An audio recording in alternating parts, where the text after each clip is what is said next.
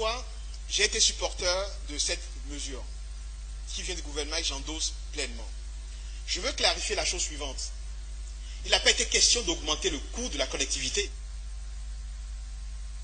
vous êtes ingénieur et que vous avez besoin de faire tourner des modèles, de faire de la recherche, le coût n'a pas changé. Le coût change pour les réseaux sociaux et des usages ludiques. Vous téléchargez de la musique, un film, vous faites des transferts d'images WhatsApp qui critiquent le gouvernement et qui critiquent vos amis. Libre à vous de le faire, mais vous payez le prix qui est légèrement plus fort. Parce que la question était, vous savez, on avait deux options. La première option, non, je n'ai pas de langue de bois, je vais vous dire, je vais vous répondre clairement. Nous sommes dans un modèle où la valeur du secteur chute. Tout le monde aujourd'hui utilise WhatsApp pour appeler. Donc aujourd'hui, les télécoms, les entreprises du télécom perdent de l'argent. L'État perd de l'argent. Si nous ne réagissons pas, les entreprises du télécom qui sont aujourd'hui, vous avez parlé de digital, elles sont capables de faire beaucoup pour accompagner les jeunes dans le digital. Mais si elles n'ont pas de quoi payer leurs investissements, c'est un secteur qui demande énormément d'investissements. À Barcelone, cette année, en février, des démonstrations de la 5G, réalité virtuelle, etc. Il nous faut ça ici. Comment vous voulez que Move, MTN, etc. investissent si pendant ce temps, tout le monde utilise WhatsApp pour téléphoner? Zéro revenu sur la voie.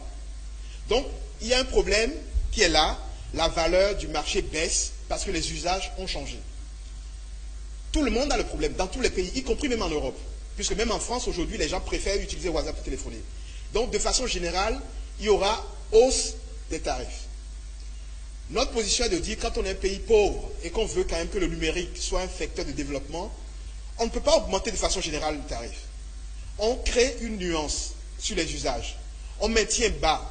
Et vous savez quoi? On pourrait même l'année prochaine baisser davantage le prix de l'Internet pour ceux qui font de les recherches, email, Yahoo, Gmail, les recherches basiques, etc. On peut même baisser davantage. Mais ceux qui téléchargent des films et qui font des usages purement ludiques, désolé, vous savez, quand on a réglé certains problèmes, qu'on écoute de la musique et qu'on télécharge des films.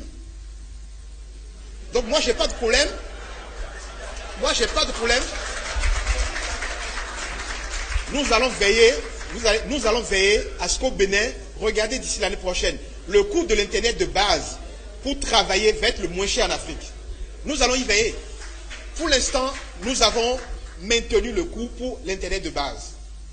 Mais comme nous savons que ceux qui l'utilisent pour des besoins ludiques vont nous donner assez de ressources, grâce à ça, nous allons maintenant baisser pour les ingénieurs, les gens qui travaillent et qui ont besoin de la connectivité pour travailler.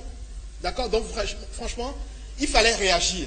Si on augmentait pour tout le monde, on allait pénaliser ceux qui s'en servent pour des usages, on va dire, professionnels et même normaux, par rapport à ceux qui l'utilisent vraiment pour... Vous savez, chacun des usages a une signature. Quand vous prenez la data et que vous faites n'importe quoi, Telegram, WhatsApp, il y a une signature, on sait ce que vous faites. Donc, c'est une décision qui a été mûrie. Je peux vous assurer que ce qui a été fait a à cœur votre préoccupation. On n'a pas augmenté pour les usages normaux. C'est ceux qui le font. Et je peux donner ma parole que l'année prochaine, si nous observons toujours continuation de ces usages et qu'il y a des contributions, grâce à ces contributions, nous allons baisser davantage. Et on va avoir les coûts les moins chers dans toute l'Afrique pour la communication. Merci, Monsieur le Ministre.